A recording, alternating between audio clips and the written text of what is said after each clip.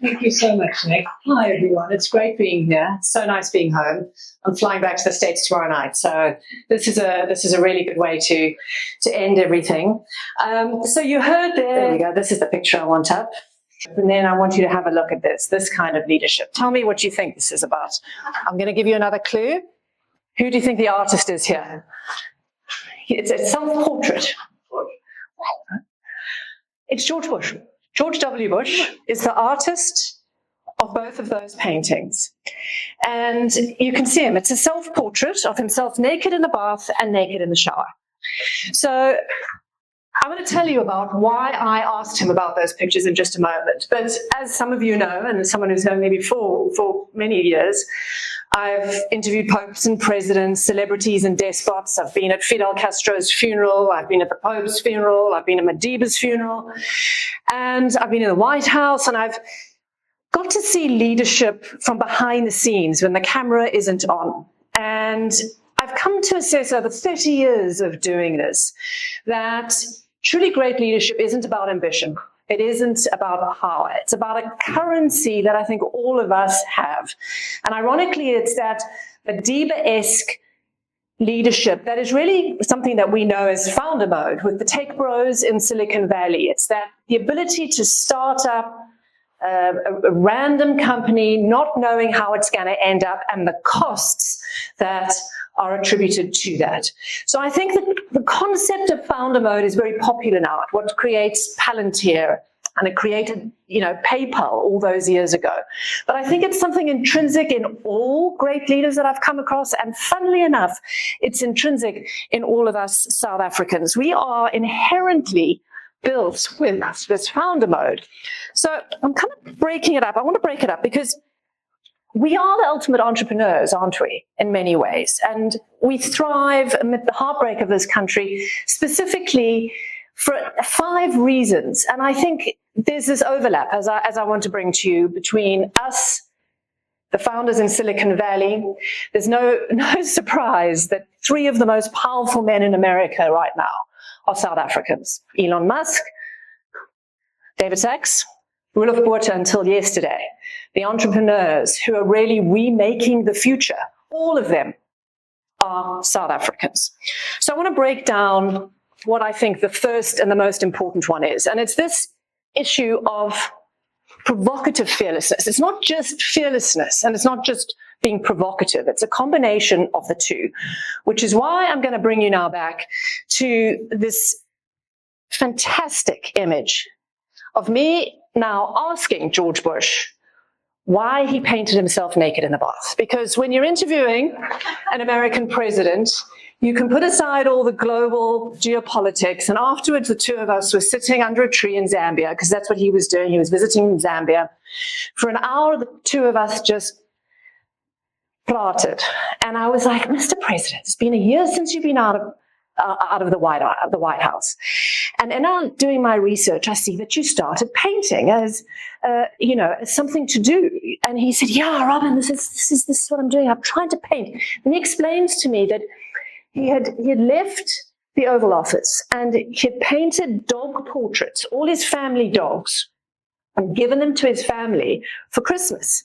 And he described how his mother had called him up and said, Georgie, your dog portraits, you need to get an artist. You need to get an art teacher. They're terrible. So he said, I stopped painting my mama's dogs, I think it was. And so he started off, and this is part of an assignment that he was given by his art teacher. He hired this very conservative Christian lady who came every week to his ranch in Texas. And that week, his assignment was to paint falling water. She said to him, go and paint moving water and bring me something next week. So what did Georgie do? That is the focus of this assignment. The water in the bath and the shower. And he said to me, Robyn, I'm a provocative kind of guy. And I said, Mr. President, we are fully aware of that. And he goes, he was just trying to be provocatively fearless with his art teacher. A year after being the most powerful man in the world, he was still yanking at that chain, pushing, prodding, making people uncomfortable, challenging just the boundaries. But I also find it so interesting because this is how he also spent his time. And I think it's an extraordinary way to understand somebody who is a leader, because to be provocatively fearless, you've also got to have something else, don't you? And I think, again, many South Africans have this. And it's this incredible ability to know yourself, this sort of intrinsic sense of self. So let me turn my page. So when I spent a lot of time, as you saw there, with Madiba over the years. I started off at the SABC in the early 90s and was part of sort of documenting the news, the 8 o'clock news for South Africa during the Madiba presidency. And so I built a lot of, a lot of connections with his family. And over the years, his family told me just how much, he had abandoned them. And it was the one interesting thing about the Madiba myth was that he had a family who felt really hurt that he had chosen the struggle and not them. But the other thing that I thought was interesting was that I was trying to get a sense of what his secret source was. And I asked Mrs. Michelle, it was shortly before he died. I said, what do you think? It was for an obituary. And she knew it. And I said, well, what do you think it is about him? What is it? And she kind of was exasperated. And she said to me, he just loves himself so much. He is so happy with himself. And I thought about that. And I was like, actually, that is what's driven Mandela. And in many ways, and I'm going to be provocatively fearless here myself, I think Mandela and Donald Trump have a lot in common on that. If you think about it, Trump is extremely happy with himself in just the same way Madiba was. And both men, I think, really understood power and how power is a mastery of illusion. And if you look at Madiba wearing his silk shirts, you look at Trump with his navy suits and his blue ties, and the way both of them understood their own myths and then created myths around themselves and then projected that power back to reinforce it. I think there is a provocatively fearless comparison to be made between those two men and many other men and women who I've seen and watched. And I'll give you a sense of that. So I was in the Rose Garden in the White House during the first Trump presidency, and there was a press conference with the Nigerian president. And the Nigerian president at that time was a very, very big, tall man, wide shoulders, and he had come in traditional Nigerian garb with sort of the dukes and the flowing everythings, and it was hot. I was wearing a pencil skirt and a blouse. So, I mean, Washington in the summer is a humid place. But as both men walked out into the Rose Garden, I was like, what is Trump wearing? He was wearing a full overcoat, long blue navy overcoat. And I was like, this is weird. I mean, it's boiling hot. Why is this man wearing an overcoat? But again, if you take away what he was saying or whether you agreed with his politics, whatever, he realized, Trump's a big man too, that the images of him next to the Nigerian president, he needed to put on his own suit of armor as well. So he cloaked himself up in his suit of armor, which was a navy overcoat. And you'll often see that with Trump, that even the weather or whatever, there is this sort of clear understanding again of the mastery of the illusion, which is such a powerful way of projecting power. And again, that comes from this incredibly deep sense of self. Ruthlessly saying no is my next one. I don't know about you. Many of you are incredibly successful professionals. I have a lot of friends who are CEOs and a lot of South Africans. And I've watched incredibly also how so many people who are successful say no a lot.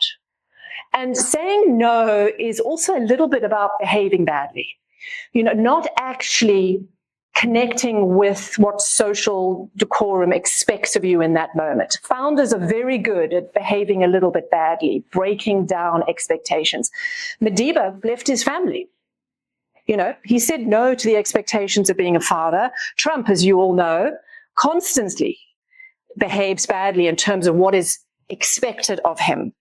But the one person I thought who was fabulous at articulating the power of being able to say no was Desmond Tutu. So again, I was with him. It was here very close by. There was a big celebration for his 80th birthday. And again, me trying to understand the impetus behind a leader and what gets you out of bed in the morning. And I said to him, Arch, like, again, what's your secret sauce? How are you doing? And he explained, and he's written about this as well. I think he wrote it in his book with the Dalai Lama, that for a chunk of time, every single day, he would turn off the phones, close the doors, and nobody was allowed to bother him.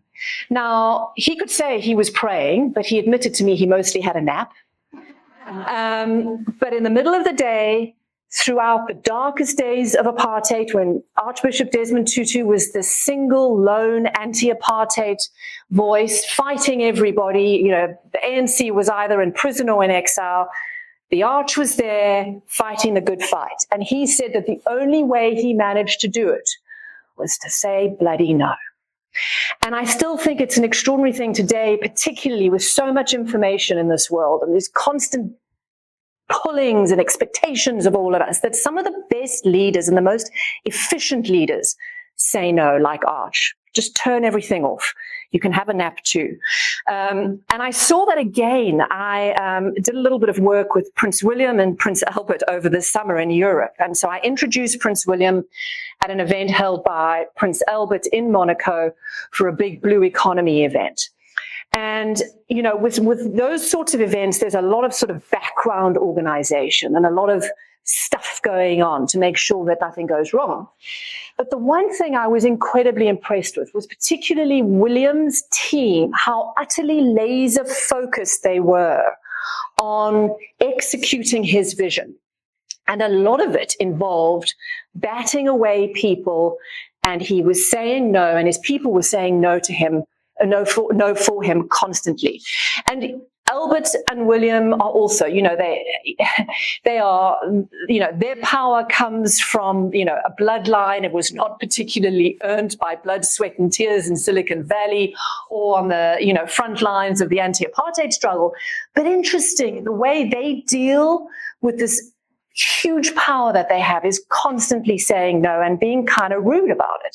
And I think that is something that, as a leader and as South Africans, I think being able to streamline your expectations and then articulate it really well is an incredibly powerful tool. So this is something all of you will know. And again, this is something that I think, when we talk, and it's very popular to talk now about grit and resilience, and it's, books have been written about it. But I think South Africans in particular, and I think some of the greatest leaders I've come across, have a radical resilience. It's not just Somao grit, it's radical resilience. And I got to think about that.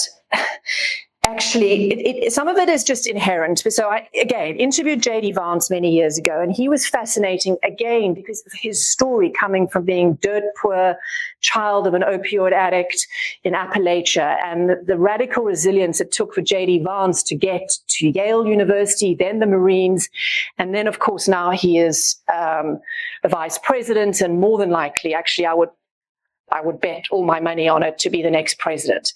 And his story, if you haven't read it, Hillbilly Elegy, is really worth reading to get a sense of the radical resilience that J.D. Vance's life epitomizes. But what he's quite interesting about is how Donald Trump never sleeps. And again, has this ability to bounce back. Trump throws things out and then gets rejected a lot, but then he'll come back again. And it's this ability to rise up and then rethink something. Elon Musk, as we know, works 7 days a week.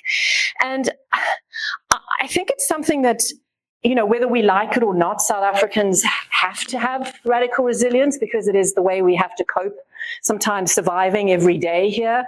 But it's also something that I think is incredibly powerful, particularly when you're overseas. And I think many of you, and me in particular, I know we've been in London and stuff, and we can run circles around some of the ponds or whoever, because we have this ability to just endure and think creatively and be radically resilient. And it's not just hard work.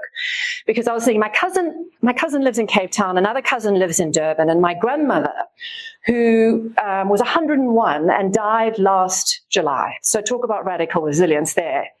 And one of the reasons I'm back in South Africa is that we just wanted to have a little small memorial service for her at the church to lay her ashes. So I was trying to coordinate last week with my cousins to try and get them up from Durban and Cape Town, meet me in Joburg, to sort out this thing with the priest at the Catholic Church. And my cousin in Cape Town was kind of waffling about when she was going to make it. And I was like, Sal, there are millions of flights on a Monday morning up from Cape Town. Why, can you be there at 11? Can you be there at 12? She was like, no, it's not the flights that are the problem. It's getting to the airport. So last week, you guys probably know, there was some classicals or some car rally. And so the ability so she had 2 kids at school, and trying to figure out how to get to the airport with all these roads closed was really a conundrum for her. And so that's why she was being kind of evasive and trying to juggle things. And then she just said to me, "Ach man, Robs, you know what it's like. We just plan and then we adapt and then we move on." I'm like, actually, what a great way to describe founder mode, South Africans, and the Donald Trumps and the dealers of this world. Plan, adapt, move on. She made it to Joburg, and we said goodbye to my 101-year-old grandmother. And I think that, again, is just that reminder of that overlap between that sweet spot, that mixology of, of attributes that we all have. So finally, and my 5th thing, when I talk about this cocktail of leadership kind of gold points, is our own version, I suppose, of finish and claw. The ability to know when it's over, the ability to know when it's done, the ability to walk away. And I think that, again, is one of these great examples of some of the greatest leaders, is this knowing when something's over. Mandela, as we know, served 1 term saying, "I'll call you. Don't call me, I'll call you." George Bush, those paintings, an extremely amazing example of someone who was the most powerful man in the world. And then he said to me, "I cannot weigh in on politics." It was the very gentleman route to go. And he needed to do something like anybody who retires or leaves the big job or is looking for a second act. George Bush started painting. And I think once you leave here, if you want to just Google George Bush portraits, you can see the kind of amazing progression he's made in the 15 years since he first painted himself naked in the bath. I went to an exhibition of them in the States. He did 1 set on wounded veterans and another set on immigrants. Extraordinary portraits, sort of these vivacious, fauvist, expressionist portraits that are brilliant. And again, I mean, you think, well, that is good for his soul. So this ability to know when to leave is also something that I think is not just about great leaders, but also great institutions that have survived essentially the test of time. I was at the funeral of Pope John Paul II, and I've covered every other conclave since then.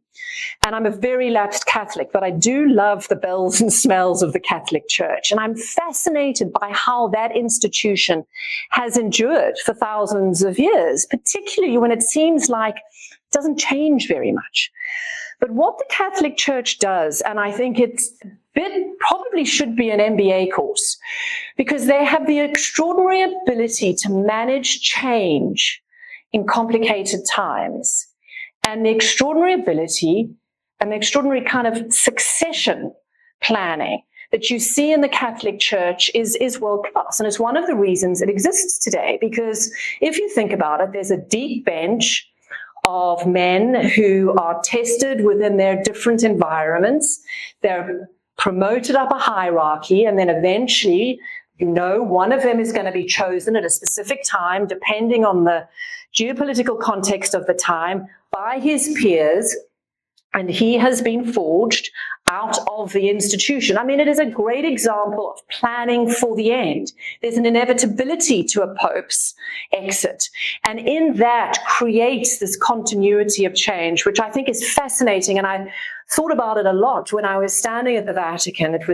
I was doing the overnight shift in those days. I was still very young, and I was kind of given what was maybe considered the junior shift of being there overnight overlooking St. Peter's Square.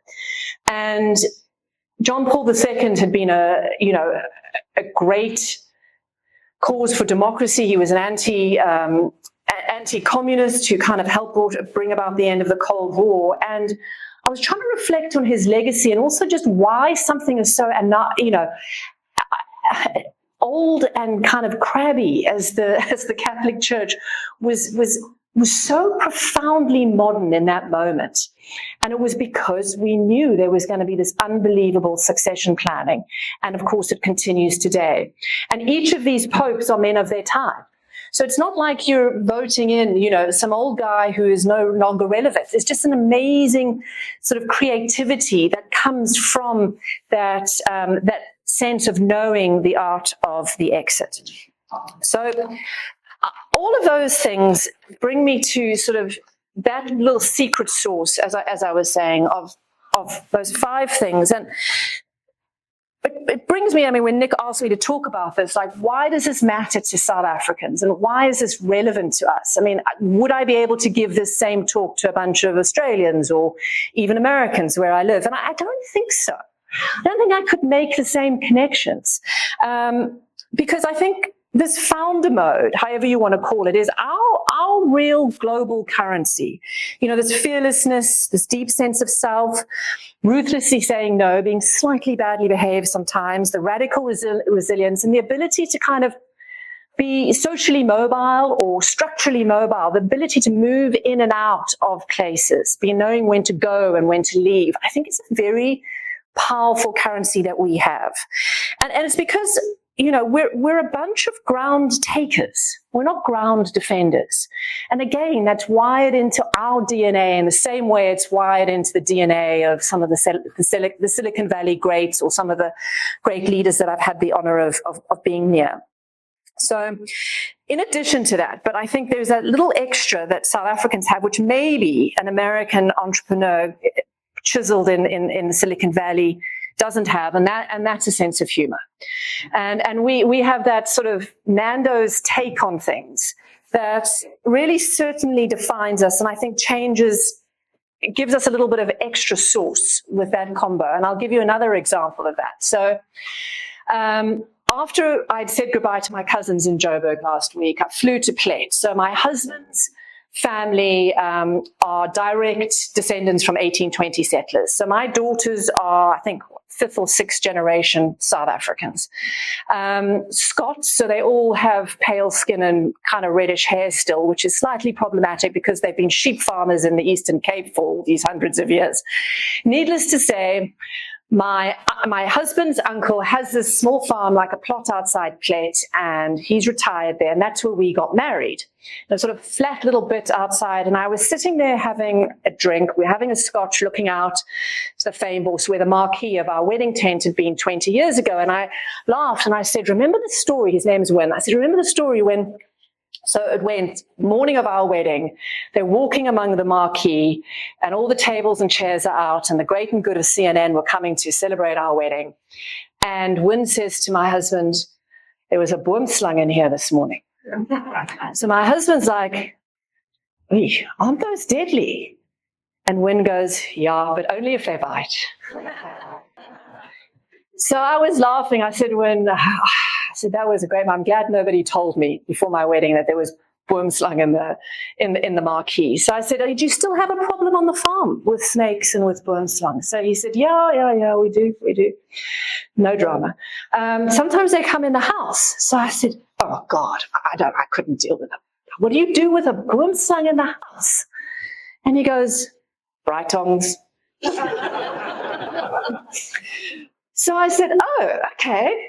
He said, then he got excited and he said, yeah, I'm so glad you asked. He said, but there's a new product on the market and they're longer, they're snake tongs, but the pale fly says, now you don't have to use your bright tongs. I don't know, whoever invested in that company, the long snake tongs and has that pale fly, it's been well used on the farm.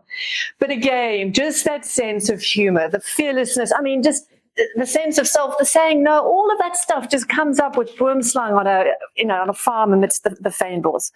So I love this place. I know that sometimes we get exasperated by the ineptitude of our government.